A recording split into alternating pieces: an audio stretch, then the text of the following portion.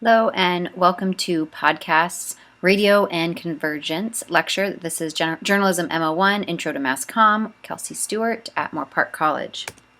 Okay, like every mass medium, radio moved into the future with internet conversion. The internet radio has allowed for a broader variety of stations, often reminiscent of radio's earliest years, when nearly every individual or group with some technical skill could start a radio station. Podcasts have also brought back the idea of storytelling, instructional programs, and local topics of interest, which have largely been missing in the corporate radio. So, podcasting was developed in 2004 by former MTV video jockey Adam Curry and software developer Dave Weiner. Curry wrote a program called iPodder that enabled him to automatically download internet radio broadcasts to his iPod. Several developers improved upon his idea, and podcasting was officially born. The word podcast comes from iPod and broadcasting. It refers to the practice of making audio files available on the internet so that listeners can download and listen to them on their phones, iPods, or computers.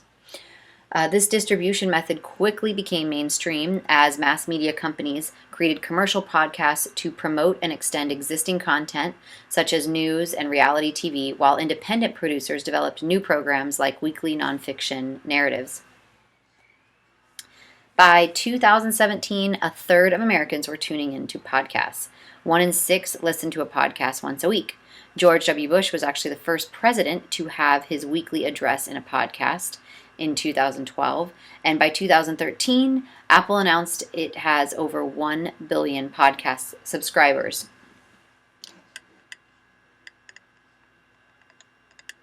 If you want to check out an in-depth timeline, look at Podcasting Historical Timeline, pictured below. So, podcast is an excellent way to build an audience from scratch and position yourself as an authority in your industry. Oftentimes, journalists will look to creating a name for themselves if they are going into a specific field.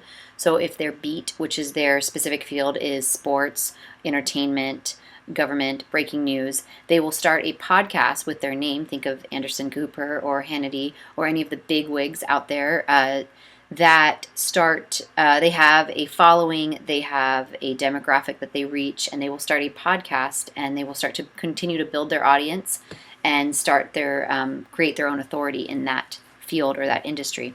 If you are just starting out as a journalist, this is also a great way of creating a name for yourself.